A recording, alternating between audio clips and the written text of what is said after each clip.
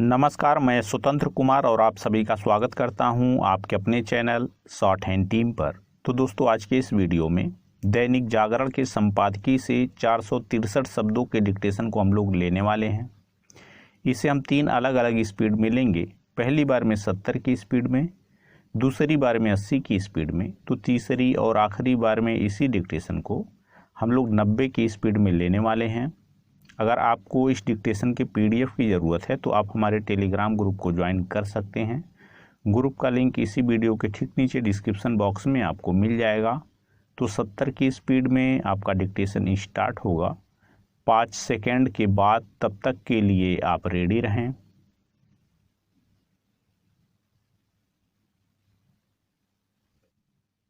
Start. 7 राज्यों में popular front of India यानी पीएफआई के ठिकानों पर नए सिरे से छापेमारी और इस दौरान अनेक संदिग्ध लोगों को हिरासत में लिया जाना यही बताता है कि इस संगठन का मकड़ जाल कहीं अधिक मजबूत हो गया है। इसके पहले 1 दर्जन राज्यों में इस संगठन के ठिकानों पर एनआईए और ईडी के छापों के दौरान 100 से अधिक लोगों को पकड़ा गया था। उस समय अनेक ऐसे आपत्तिजनक दस्तावेज मिले थे जो यही बताते थे कि यह संगठन किसी आतंकी संगठन की तरह देश विरोधी गतिविधियों में लिप्त है। ऐसे संगठन के खिलाफ कठोरतम कार्रवाई करने के साथ ऐसी व्यवस्था की जानी चाहिए जिससे भविष्य में ऐसे समूह सिर न उठा सकें। पीएफआई के बारे में एक लंबे समय से न केवल यह कहा जा रहा है कि यह प्रतिबंधित आतंकी संगठन सिमी का नया रूप है, बल्कि यह भी कि यह ऐसी गतिविधियों में लिप्त है जिन्हें आतंकी हरकतों के अलावा और कुछ नहीं कहा जा सकता।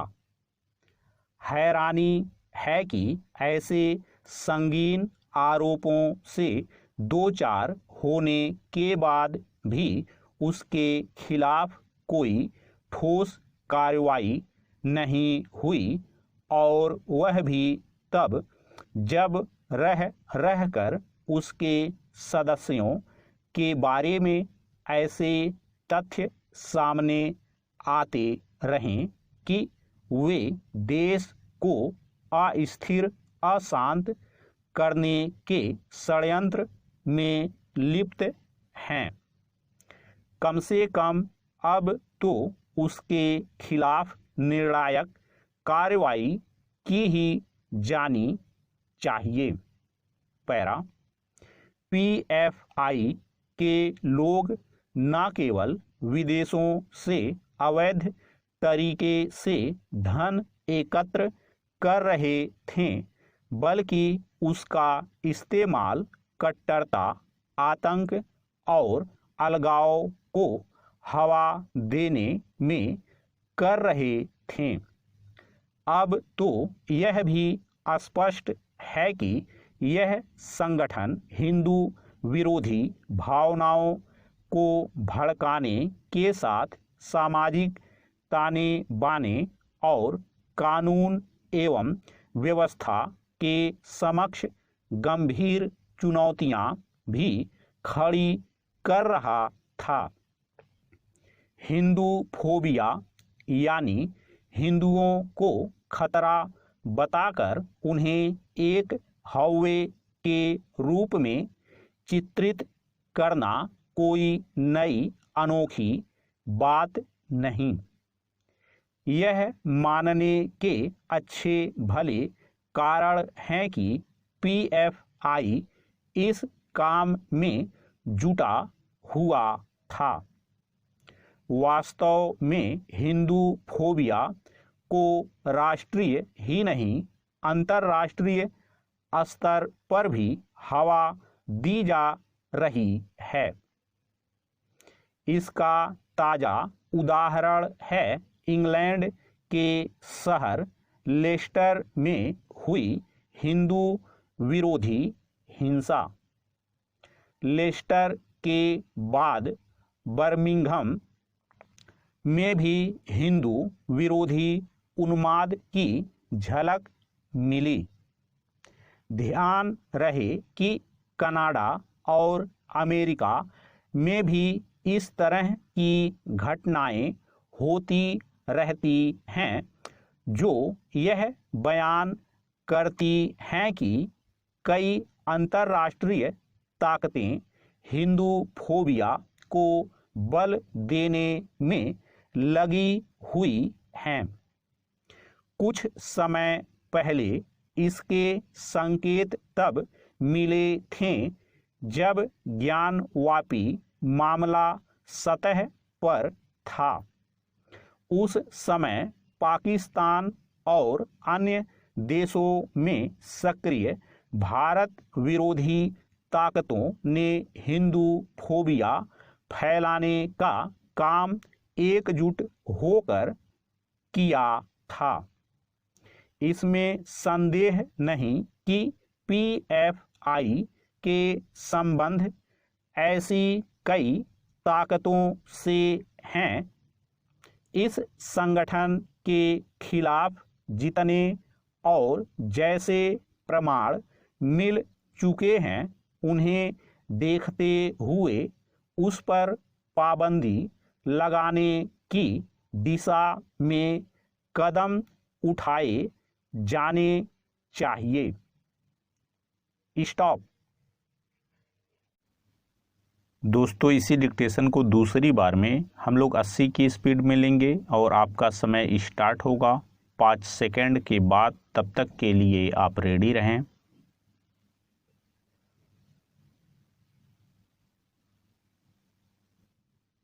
स्टार्ट।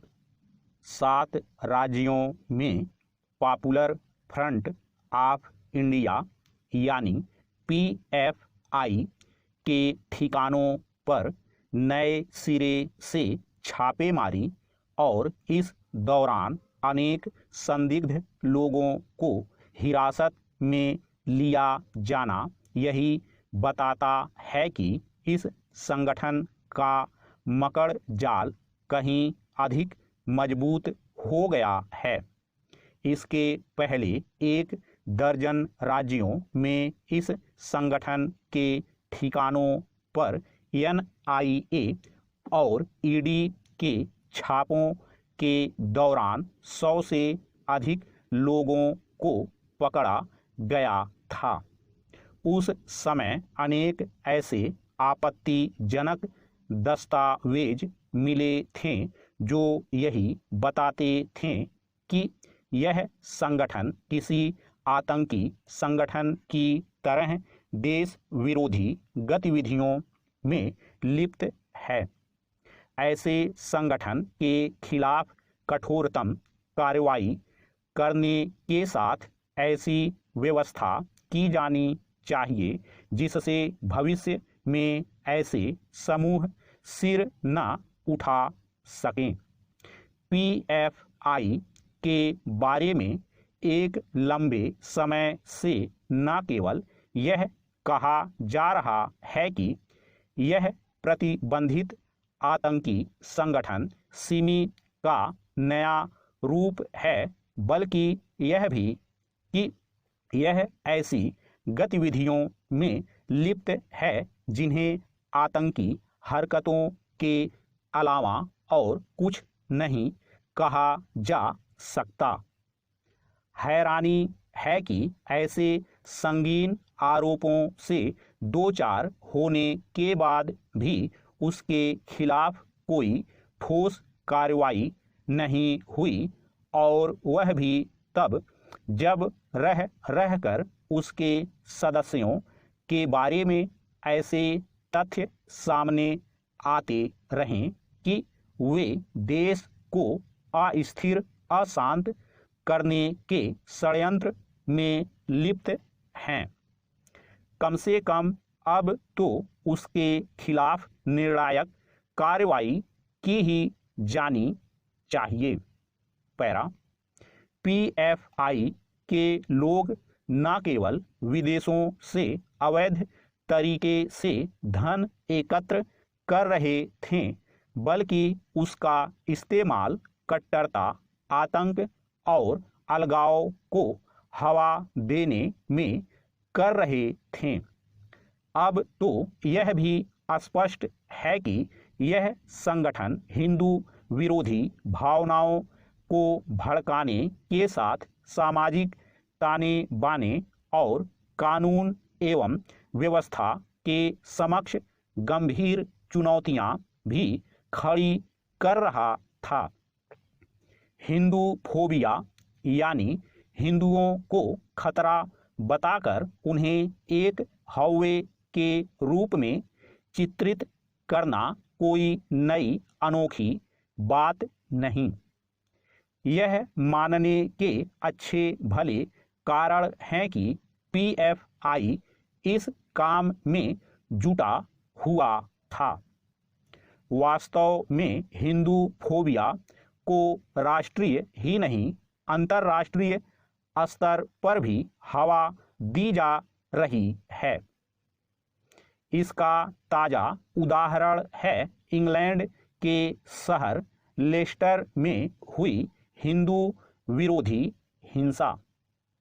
लेस्टर के बाद बर्मिंघम में भी हिंदू विरोधी उन्माद की झलक मिली। ध्यान रहे कि कनाडा और अमेरिका में भी इस तरह की घटनाएं होती रहती हैं, जो यह बयान करती हैं कि कई अंतर्राष्ट्रीय ताकतें हिंदू फोबिया को बल देने में लगी हुई हैं। कुछ समय पहले इसके संकेत तब मिले थे जब ज्ञानवापी मामला सतह पर था। उस समय पाकिस्तान और अन्य देशों में सक्रिय भारत विरोधी ताकतों ने हिंदू फोबिया फैलाने का काम एकजुट होकर किया था। इसमें संदेह नहीं कि PFI के संबंध ऐसी कई ताकतों से हैं। इस संगठन के खिलाफ जितने और जैसे प्रमाण मिल चुके हैं, उन्हें देखते हुए उस पर पाबंदी लगाने की दिशा में कदम उठाए जाने चाहिए। स्टॉप। दोस्तों, तीसरी और आखिरी बार में इसी डिक्टेशन को हम लोग 90 की स्पीड में लेंगे और आपका समय स्टार्ट होगा 5 सेकंड के बाद। तब तक के लिए आप रेडी रहें।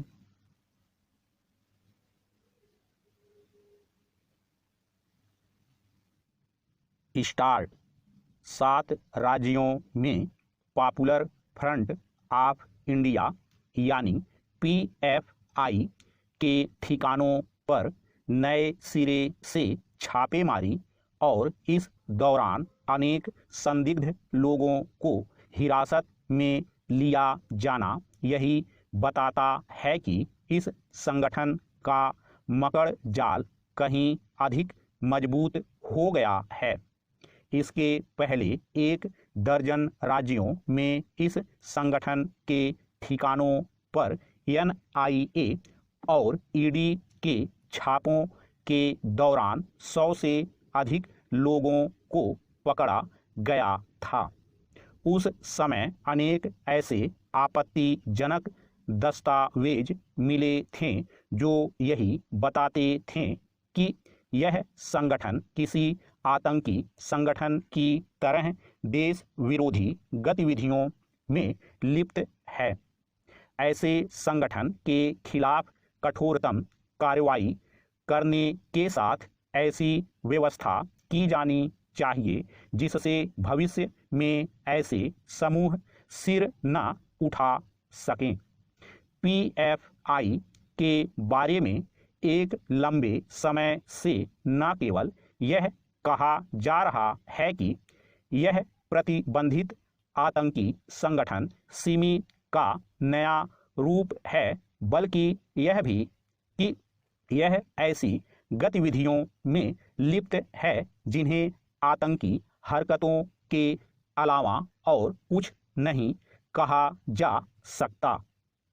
हैरानी है कि ऐसे संगीन आरोपों से दो चार होने के बाद भी उसके खिलाफ कोई ठोस कार्रवाई नहीं हुई, और वह भी तब जब रह रहकर उसके सदस्यों के बारे में ऐसे तथ्य सामने आते रहें कि वे देश को अस्थिर अशांत करने के षड्यंत्र में लिप्त हैं।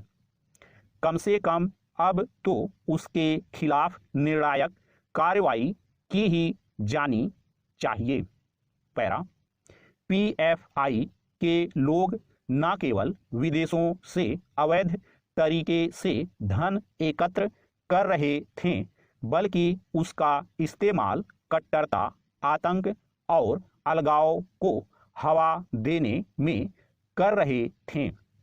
अब तो यह भी स्पष्ट है कि यह संगठन हिंदू विरोधी भावनाओं को भड़काने के साथ सामाजिक ताने बाने और कानून एवं व्यवस्था के समक्ष गंभीर चुनौतियां भी खड़ी कर रहा था।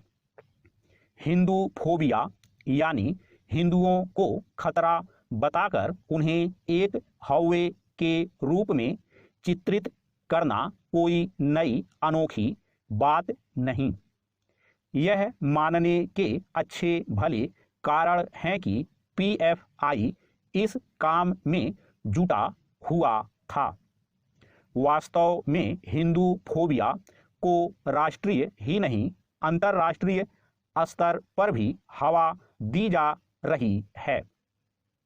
इसका ताजा उदाहरण है इंग्लैंड के शहर लेस्टर में हुई हिंदू विरोधी हिंसा। लेस्टर के बाद बर्मिंघम में भी हिंदू विरोधी उन्माद की झलक मिली। ध्यान रहे कि कनाडा और अमेरिका में भी इस तरह की घटनाएं होती रहती हैं, जो यह बयान करती हैं कि कई अंतर्राष्ट्रीय ताकतें हिंदू फोबिया को बल देने में लगी हुई हैं। कुछ समय पहले इसके संकेत तब मिले थे जब ज्ञानवापी मामला सतह पर था। उस समय पाकिस्तान और अन्य देशों में सक्रिय भारत विरोधी ताकतों ने हिंदू फोबिया फैलाने का काम एकजुट होकर किया था। इसमें संदेह नहीं कि पीएफआई के संबंध ऐसी कई ताकतों से हैं। इस संगठन के खिलाफ जितने और जैसे प्रमाण मिल चुके हैं, उन्हें देखते हुए उस पर पाबंदी लगाने की दिशा में कदम उठाए जाने चाहिए। स्टॉप।